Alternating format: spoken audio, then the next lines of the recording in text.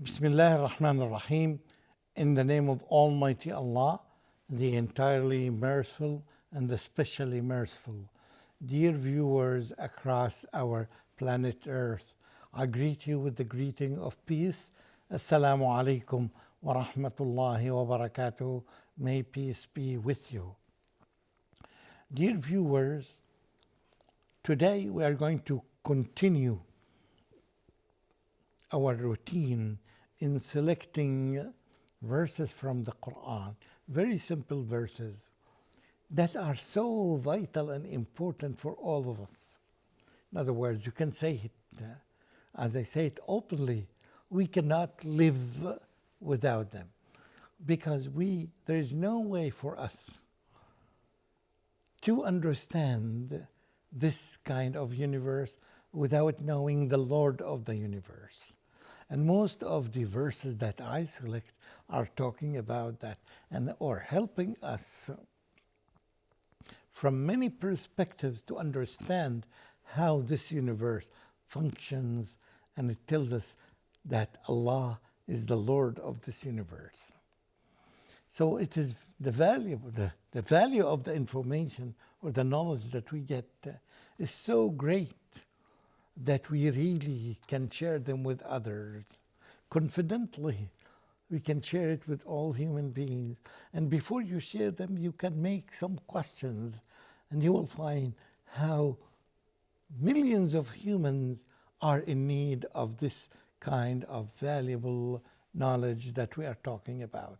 That's why it's an invitation to you and to everyone to attend as much as you can this kind of value. And I would say that after that, you would do your job. You would do some extra work, some research to get much more accurate knowledge if you needed to do this. And the way we do it, all the time we resort to the scholars, the authentic scholars, the reliable scholars, so that we would get this kind of knowledge. فَاسْأَلُوا أَهْلَ الذِّكْرِ إِن كُنْتُمْ لَا تَعْلَمُونَ. All the time. If you don't know, ask them. If you don't know, ask them. Don't try to experiment. You needed some guidance, and they are the ones who dedicated all their lives to get the best kind of accuracy of this kind of knowledge that's needed here. There's something very important. You can find it in many locations in the entire Quran. Something called the parables. Allah subhanahu wa ta'ala gives us, He uses things that He created in this universe to make the concepts that are explained in the Quran easier for us to understand. See, this is a kind of mercy of Allah subhanahu wa ta'ala to tell us that this is similar to that thing or that common feature or that creature or this kind of creation. When you try to study the similarity, it becomes easier for you to understand. For example, try to imagine Allah uses all what He uses is His creatures, is His creation. Allah is the one who created animals, who created the heavens and the earth, who created the rivers and the mountains. So He uses all that to give us some examples so that we would understand. It becomes easier. And it's the natural. As a teacher, you always try to give some examples of the things around you in this world or in nature or sometimes in the universe.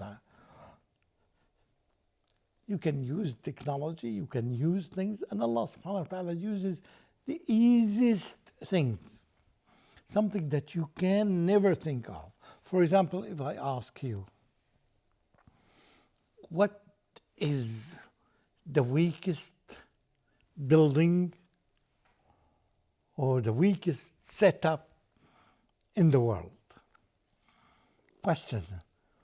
You can begin with this question. So people, you would raise the thinking and the attention of people. Ask them. And this question for all of us. What is the weakest building? What is the weakest house? What is the weakest setup in this universe? You would find people are. I'm quite sure that this may be a challenging question for some of us. Why not? Yet, you learn. After that, you learn it. And then you can use it in your lectures, in your teachings, in your advice, in your presentations. You can use it on any level because it's easy to understand. Allah subhanahu wa ta'ala uses the weakest house in the entire universe to give us that this is something weak, yet people may in their action do something similar to this. Why would you depend on the weakest? Can't you see that this is the weakest? How would you live on that? The weakest is the web, the spider web. This kind of web, which represents a house or a setup, is the weakest in the entire. You can ask some scientists, they will definitely confirm this to you. Or you can just do the research by yourself and ask some people who have more expertise than you. They will guide you that the weakest house is the web, the spider web. Go to the verse number 41. To try to understand what it means. And Allah subhanahu wa ta'ala tells us, أعوذ بالله من الشيطان الرجيم مثل الذين اتخذوا من دون الله أولياء كمثل العنكبوت اتخذت بيتا وإن أوهن البيوت لبيت العنكبوت لو كانوا يعلمون. The likeness or the parable, the likeness of those who take false deities, false gods, false protectors, false helpers other than Allah is the likeness of a spider who builds for itself a house, a web. But verily, the frailest, the weakest of houses is the spider's house, if they but know. In other words, there are some people, they take some gods to support them. They worship them so that they would seek their support. And Allah subhanahu wa ta'ala tells us out of His mercy that those idols that are taken as protectors or as supporters, they are the weakest. They are like the weakest supporter. They are like the web, spider web. So that it takes their house, their web, as a protector for them. As if they are so ignorant that they don't know that these webs and these houses of the spider is the weakest on the earth. Yet they take them as protectors and supporters. You see that everybody is smiling. How would you take the spider? Is so naive, it does not understand. It has very limited knowledge. And it thinks that this kind of web is something that can protect it. Wow. Yes, the lack of correct knowledge. It does not have knowledge. Yet, some people who are living amongst them, and they think that they are smart, yet they have the same mentality of the spider. They take some supporters or helpers as their God. And they don't see that these gods are so weak and helpless that they cannot even protect themselves or guide themselves. Yet, some humans still take them as gods.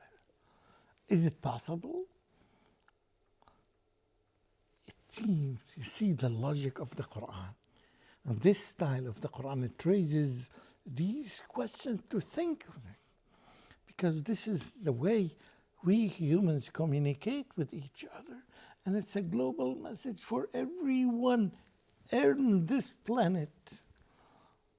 Let him or her ask themselves, is it really something reliable that you can resort to? How can you take this one as your own God?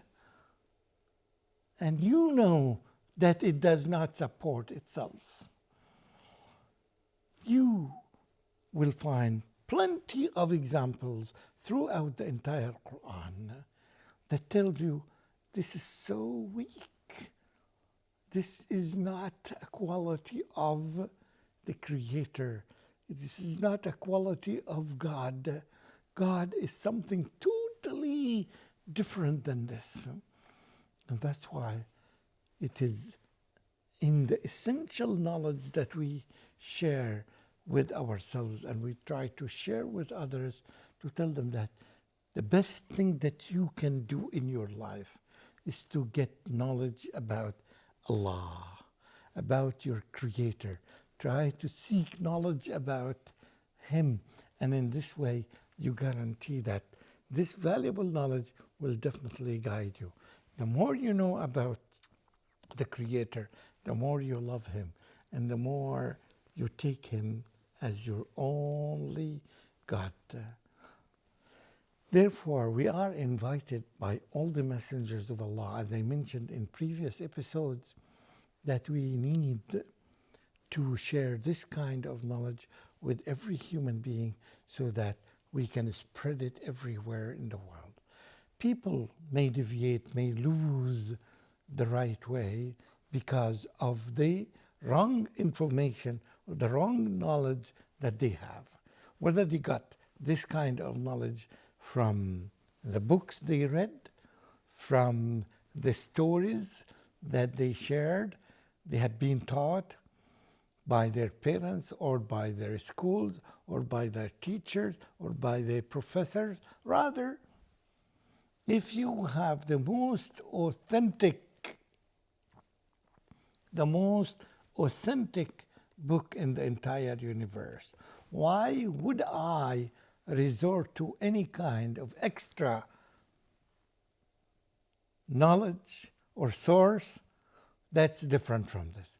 This is the book of the Creator of the universe, and inside it you will find throughout all its pages, you find this beautiful and precise and accurate knowledge that you need in your life. So that's why I would take it as my handy and first source book that I would deal with, because this guarantees and gives a protection of the knowledge that I have in my mind. This kind of knowledge is so totally different from the other knowledge, because the first difference is that it is divine. It is the verbatim of Almighty Allah. All other available knowledge on this planet are not divine. Even if we know that at certain times they were divine, but they had been distorted by many factors, and this is not the time to discuss them, but we know that at certain times they were purely divine, but because of the issue of time, they have been distorted. They are no longer contain this precise knowledge and valuable knowledge that we are looking for. Once we understand this, we continue focusing on it.